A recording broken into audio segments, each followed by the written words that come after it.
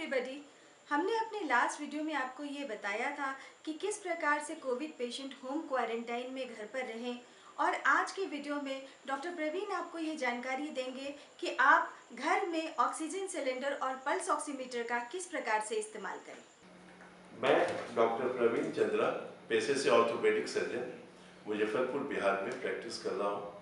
अभी कोविड-19 के समय में बहुत सारे लोग इससे इन्फेक्टेड हो रहे हैं और होम क्वारंटाइन में रह रहे हैं, और ऐसे बहुत सारे लोगों को ऑक्सीजन की नीड हो जा रही है।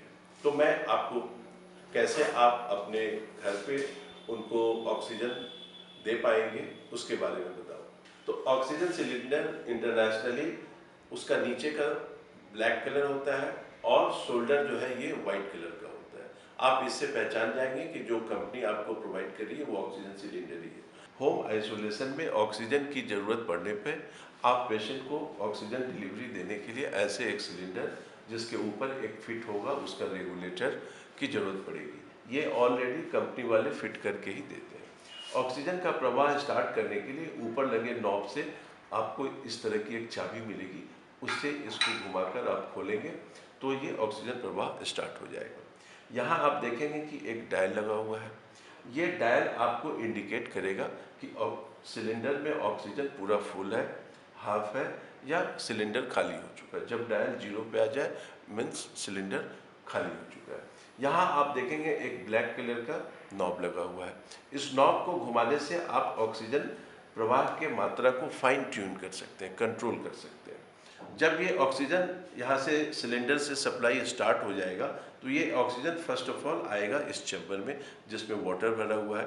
यहाँ से ह्यूमिडिफाइड होकर ये ऊपर वाले चैम्बर में आता है। इस चैम्बर में देखेंगे इसमें ग्रेजुएशन बने हुए हैं, 2, 4, 6, 8, 10 ऐसे।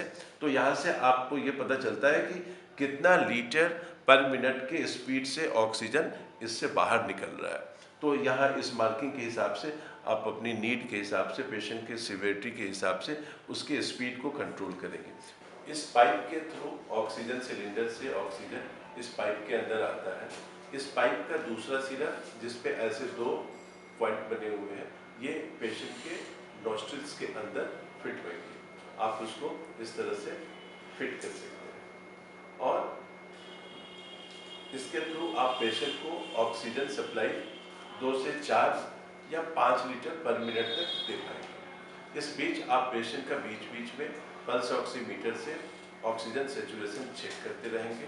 अगर वो सफिशिएंट है तो आपका काम यहाँ से चल गया। अगर पेशेंट का आपका ऑक्सीजन सेचुरेशन इस नेजल प्रोब के थ्रू सफिशिएंट नहीं आ रहा है तो फिर आप वैसी स्थिति में आपको जरूरत पड़ेगी एक दूसरे डिलीवरी सिस्टम की। इस फेस मास्क वाले डिलीवरी सिस्टम में उस पाइप का एक सिरा वैसे ही सिलेंडर से जाके फिट होएगा और दूसरा सिरा पेशेंट के चेहरे पे, नोज के ऊपर ये मास्क ऐसे फिट किया करना है और इसके थ्रू आप ऑक्सीजन सप्लाई बढ़ाकर up to 10 litre per minute तक ले पाएंगे। तो मोस्ट ऑफ द टाइम ये देखा जाता है कि पेशेंट को इतने से ही काम चल जाता है। लेकिन अगर सपोज करिए पेशेंट आपका और ज़्यादा सीरियस हो रहा हो तो फिर आपको कुछ दूसरे डिवाइस की जरूरत पड़ेगी। तो वो डिवाइस थोड़ा घर पे बिना एक्सपर्ट के कर पाना थोड़ा मुश्किल है। मैं ये उम्मीद करता हूँ अब तक जो बातें मैंने बताई उसके आधार पे आप अपने पेशेंट का अपने घर पे होम क्वारंटाइन में उनकी ऑक्सीजन नीड अगर होती है तो उसको आप इनिशियल स्टेज में मैनेज कर पाएंगे। इसके लिए आपको एक और इंस्ट्रूमेंट की जरूरत पड़ती है जिसे बोलते हैं पल्स ऑक्सीमीटर। आजकल मार्केट में पोर्टेबल पल्स ऑक्सीमीटर अवेलेबल है। वो इस तरह की छोटी सी डिब्बी की तरह होती है। इस पल्स ऑक्सीमीटर को कैसे यूज करना है आप इसे ध्यान से देख लें। ये पल्स ऑक्सीमीटर ऐसे खुल जाता है, इसके अंदर पेशेंट की उंगली को रखना है और यहाँ जो बटन है उसको दबाकर इसे इस तरीके से ऑन कर लेना है। तो आप यहाँ देखेंगे कि थोड़ी देर में इसके अंदर एक रेड लाइट ग्लो करने लगती है। तो ध्यान ये रखना है कि ये रेड लाइट जो है पेशेंट के नेल बेड के ऊपर प्रोजेक्ट होनी चाहिए, तभी सही रीडिंग आ पाएगी। अब आप देखेंगे कि यहाँ पे थोड़ी देर में रीडिंग आने वाली है। 30 to 40 सेकेंड लेता है ये।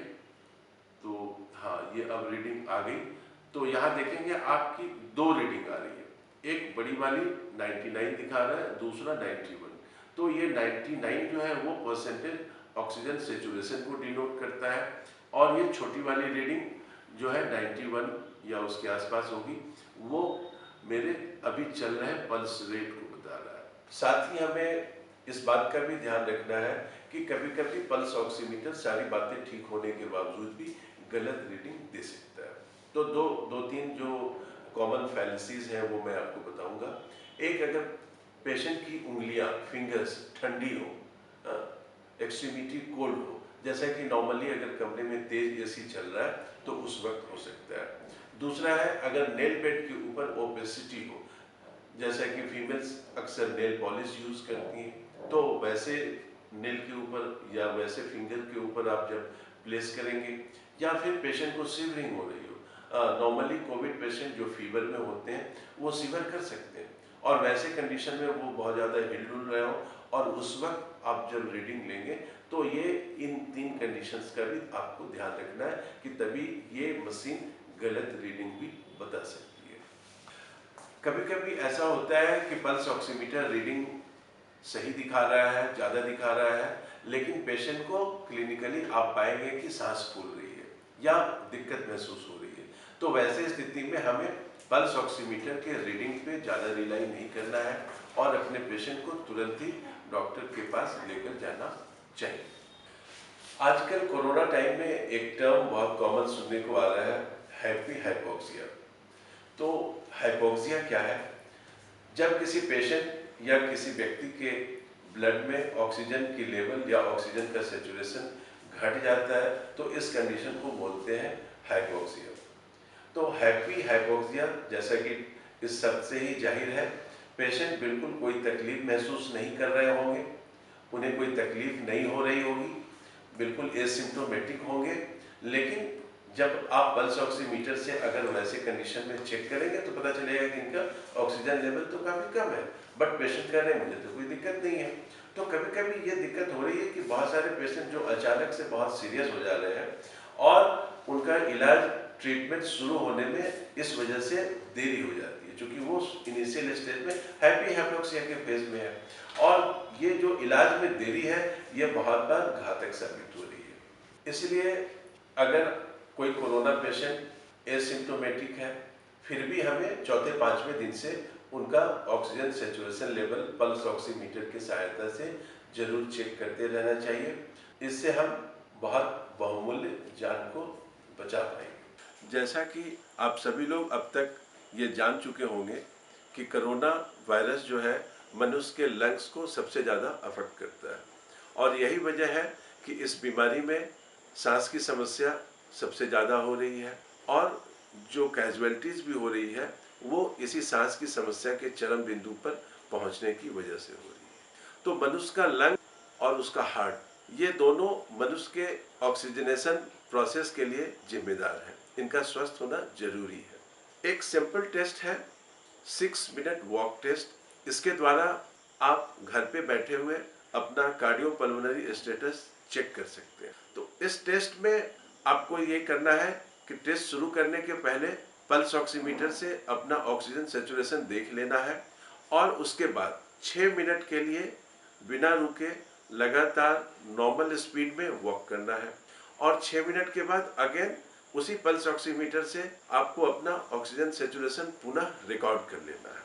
और अगर आपका पहले का रीडिंग और बाद वाला रीडिंग मोर देन 3% का डेविएशन आ रहा है, तो ये फिर आपके लिए चिंताजनक बात है। इसका मतलब है कि आपका कार्डियोपल्मोनरी स्टेटस बहुत अच्छा नहीं है। तो आपको ऐसे लोगों को सतर्क रहने की जरूरत है, अगर वो कोरोना पॉजिटिव होते हैं तो खासकर। 6 मिनट टेस्ट करने में हमें कुछ सावधानियां बरतनी है। यह टेस्ट हम उन्हीं लोगों में करेंगे जिनमें एट रेस्ट में किसी तरह की सांस फूलने या सांस से रिलेटेड कोई परेशानी ना हो, जिनका टेस्ट करने से पहले ऑक्सीजन सेचुरेशन पल्स ऑक्सीमीटर की रीडिंग में 94% या उससे ज़्यादा आ रहा हो, और वैसे लोग जो अनसपोर्टेड वॉक करने में सक्षम है। साथ ही हमें यह भी ध्यान रखना है कि जब यह टेस्ट हम 60 प्लस एज ग्रुप वालों के लिए कर रहे हो तो उनमें कुछ हिडन मेडिकल प्रॉब्लम पहले से होने की संभावना रहती है। तो ऐसे कंडीशन में हम उनका टेस्ट 6 मिनट के बजाय 3 मिनट का ही वॉक टेस्ट करेंगे। जब हम अपना ऑक्सीजन सेचुरेशन पल्स ऑक्सीमीटर की सहायता से मेजर करते हैं तो एक छोटी सी बात का हमें ये भी ध्यान रखना है कि हम अपने दाहिने हाथ की उंगली का इस्तेमाल करेंगे और उंगलियों में भी थंब और मिडिल फिंगर का ही इस्तेमाल करेंगे। वहाँ पे बेटर एक्यूरेसी के साथ रिकॉर्डिंग आती है। मुझे पूरी उम्मीद है हमारा ये वीडियो आपको ज़रूर पसंद आएगा। हमने अपने तरफ से इसे जानकारीपूर्ण बनाने की पूरी कोशिश की है और अगर आपको पसंद आए तो आप इसे ज़रूर लाइक करें, शेयर करें, सब्सक्राइब करें। धन्यवाद।